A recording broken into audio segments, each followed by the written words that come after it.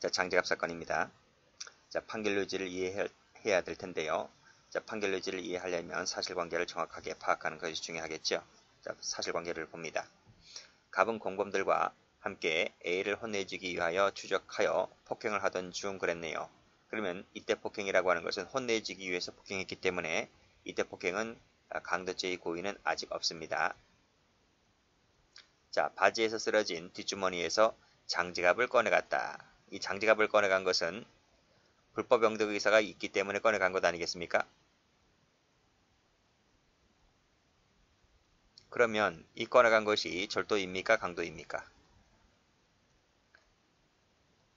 뭐겠습니까? 강도죄의 고의가 없다 했잖아요. 그래서 아직까지는 절도에 그치고 맙니다. 그러니까 여기서 꺼내간 것에 그쳤다고 한다면 절도로 끝나고 맙니다.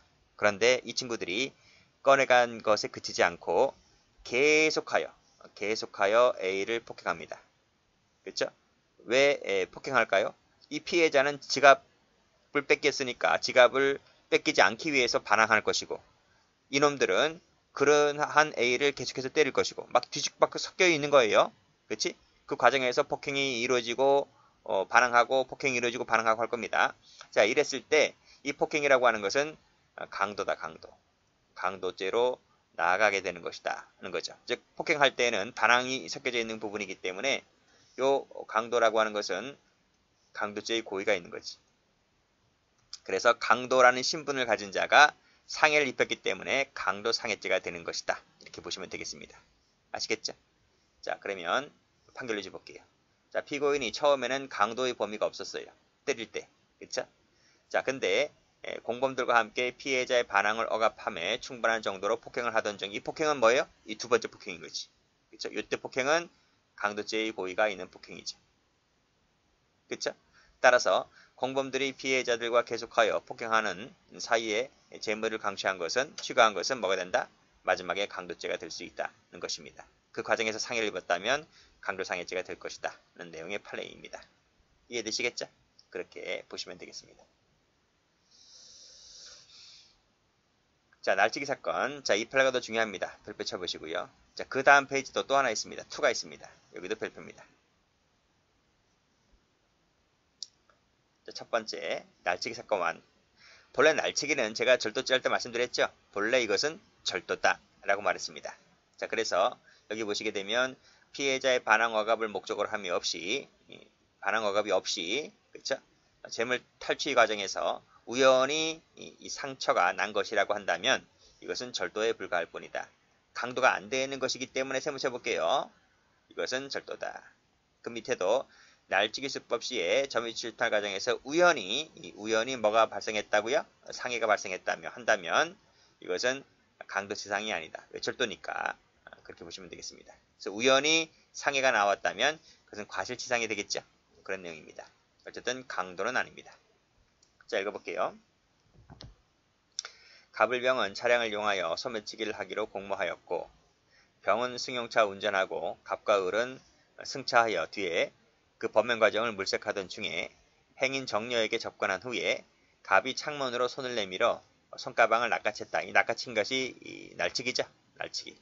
그 과정에서 이 여자가 반항을 하게 되고 그 과정에서 이 여자는 골주상을 입게 됩니다. 갑을병의 죄책은 뭘까요? 강도가 아니라 절도로 갑니다. 자, 여기서 우연이라고 하는 부분을 색깔칠할게요. 이 부분 절도입니다. 자, 그럼 강도 한번 보겠습니다. 자, 다음 페이지 가보시게 되면 판결유지 1번 읽고 오겠습니다. 똑같이 여기 보시면 제가 여기 우연히 가해진 부분, 이 부분은 옆에 절도다 그랬습니다. 여기까지 끊고, 그렇죠? 자, 근데 그 강제력 행사가 반항을 억압하거나 억압한 거 불능케 할 정도라면 이것은 강도가 될 수가 있다. 그래서 날치기 수법 과정에서 재물을 뺏기지 않으려고 상대방의 반항에 부딪힙니다. 반항에 부딪혀서 억지로 재물을 빼앗잖아요. 그러면 이것은 강도가 됩니다. 그래서 여기서는 색깔을 다른 색깔로 해서 반항, 부딪혔다는 부분하고 억지로 재물을 뺏었다 색깔. 이 부분이 나오면 강도입니다. 자, 올라갑니다. 자, 가불은 승용차를 타고 다니다가 쭉 읽어보세요. 쭉 읽어보시고 자, 돈을 인출하여 가방에 넣고 나오는 것을 발견하고 차에서 내려 뒤따라가서 그녀의 가방끈을 잡고 계속하여 당겼다. 이게 폭행이죠. 그쵸? 근데 그 여성이 가방끈을 놓지 아니한 채 내 가방 사람 살려라고 소리치면서 5m가량 끌려가는 과정에서 상해를 입었다. 이 끌려가는 것이 뭡니까? 반항이지, 반항. 그치? 반항이고 이 여성을 억압한 거지. 그쵸? 최협이 폭행 협박이 있었다는 거라고 하는 것이죠. 강도가 되는 거야. 그랬을 때 상해를 입었을 것은 강도 치상죄가 됩니다. 자, 됐습니다. 그래서 여기서 5m가량 끌려갔다. 끌고 갔다. 라는 부분 여기를 동그라미. 이게 강도가 됩니다. 그리고 상해는 우연히 나온 것이기 때문에 고의가 없이 과실범위라서 강도치상이 됩니다. 자, 그런 내용이죠. 여기도 색깔. 자, 됐어요. 자, 밑에 OX는 다 봤죠? 전 시간에 봤습니다. 자, 다음 페이지 가보시면 자, 재물 강치를 봅니다. 읽어보시고 수단, 폭행 협박이 있어야 되는데 폭행 협박은 재물 강취의 수단이 되어야 하고 보통은 기수 이전에 행해져야 되겠죠. 그리고 수단이 되어야 한다는 부분입니다. 자, 이 부분 판례 있습니다. 이 수단이 되어야 한다는 부분 일단 알아두시고 또 폭행 협박과 취거 사이에는 시간적 장소적 관련성이 있어야만 됩니다. 이 부분도 판례가 있습니다. 관련성이 없으면 기수죄는 되지 않습니다. 인과관계 당연히 있어야 되는 것이고요. 인과관계 부정되면 미수가 됩니다. 자, 그럼 판례 볼까요? 자, 판례 보세요. 타인에게 상해를 가하여 혼미 상태에 빠지게 하였는데 우발적으로 재물을 취고했다는 거죠. 도취했다는 거라고 하는 것이죠. 이때 우발적 세무치시고 이때 폭행 협박은 재물강취 수단이 아닌 것이죠. 수단이 아니기 때문에 강도죄가 되지를 않습니다. 올라가 보시면 수단이 되어야 한다 그랬죠. 수단이 안 되면 강도가 되지 않습니다. 자, 다음 판례 여기 중요합니다. 별표 치시고 자, 사실관계부터 먼저 보죠. 자, 새벽 1시경에 집에 찾아갔다.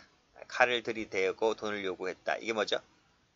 착수죠. 강도죄의 실행의 착수입니다. 돈이 없다 하니까 여관으로 강제로 끌고 가서 주먹으로 막 때리고 했음에도 불구하고 돈이 없는 거야. 돈이 없는데 어떡할 거야? 그래서 이 사람을 풀어줍니다. 석방시켜주죠. 돈을 못 받은 채로. 그러면 강도는 미수에 그치고 맙니다. 취득해야지 기준인데 취득을 못했으니까 미수가 되는 거죠. 자, 그 다음 날입니다. 자, 무선 호출. 당시에는 삐삐라는 게 있어서 삐삐로 연락을 하자 갑이 다시 행패를 부릴 것을 두려워한 을은 은행에서 35만 원을 인출해서 상당한 시간이 경과한 후 그 다음날 19시경에 다른 장소에서 갑에게 교부를 하죠. 이때 교부를 한 것은 반항이 억압된 상태 하에서 교부를 한 것이 아니죠. 즉, 이 교부는 의사가 억압된 상태가 아니죠. 즉, 반항이 불가능한 상태가 아닌 거죠. 시간도 상당히 경과했고. 그치? 자, 올라가서 뭐라고 했습니까? 여기서. 이 폭행 협박과 재물취거 사이에는 시간적, 장소적 관련성을 띄어야 하는데 이건 관련성을 띄지 못했죠. 시간도 한참 지났고 장소도 그 장소가 아닙니다. 그리고 이 돈을 교부를 할 때에는 반항이 억압된 상태 하에서 준 것이 아닙니다. 그쵸? 그래서 기수가 어차피 돈은 받긴 받았는데 이 반항 억압된 상태 하에서 받은 것이 아니기 때문에 기수는 아니다. 기수는 아니고 기수 여부는 그 앞에서 풀어졌을 때 여기서 강도는 끝난 거야.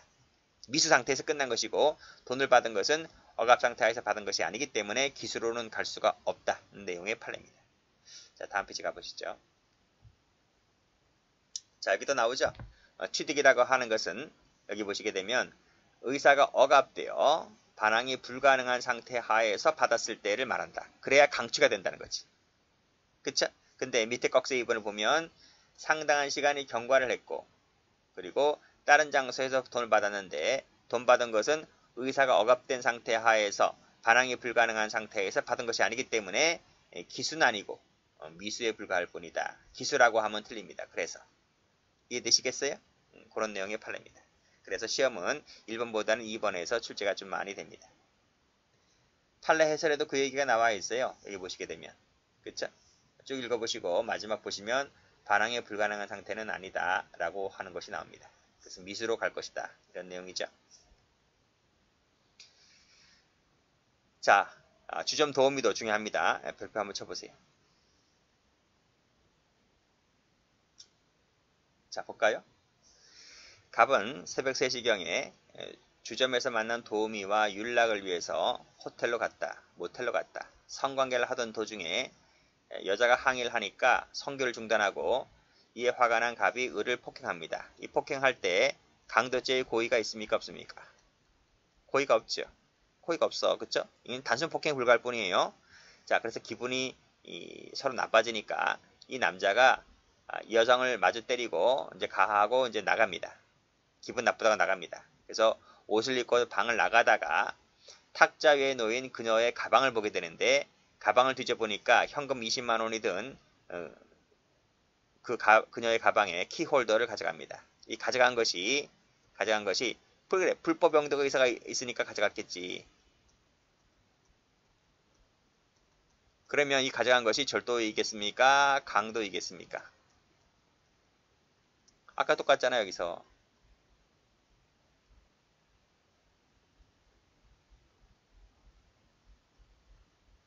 이 판례 장지갑 사건하고 비교하시면 됩니다. 그쵸? 여기도 폭행할 때는 강도 고의가 없었지? 지갑 꺼내간 것은 영득 의사가 있었겠지? 근데 이게 절도냐고 강도냐고. 그쵸? 그 얘기랑 똑같은 거예요.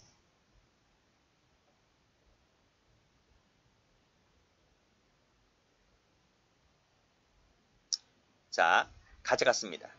영득 의사가 있으니까 있는 부분은 맞는데 절도입니까? 강도입니까? 얘기했잖아. 여기 강도 고의가 아니라고. 그치? 그래서 이 부분은 강도가 되지 않고 절도로 그치고 맙니다. 자, 됐나요? 그런 내용입니다. 자, 보죠. 꺽쇠 1번. 자, 반항을 억압함에 충분한 정도의 폭행 협박이 있었다 손치더라도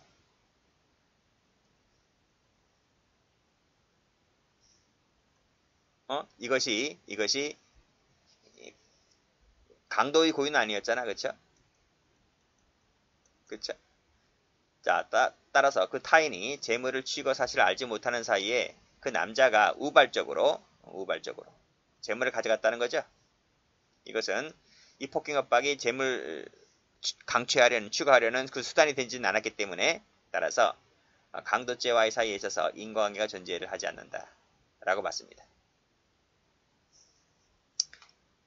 자, 그래서 여기까지 가로 열고 닫고. 자, 이 폭행 협박이 처음부터 재물 탈취 수단으로 쓰면 모를까.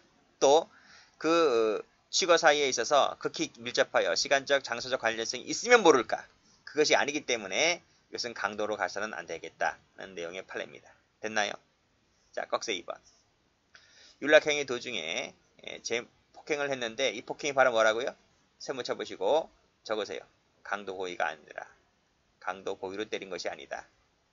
따라서 현금을 가져갔다고 했을 때 이것은 강도죄로 갈 것이 아니다. 됐어요? 뭐로 간다? 절도로 간다. 는 내용의 판례입니다. 자, 그런 내용들 같이 받으시면 되겠습니다. 중요한 판례입니다.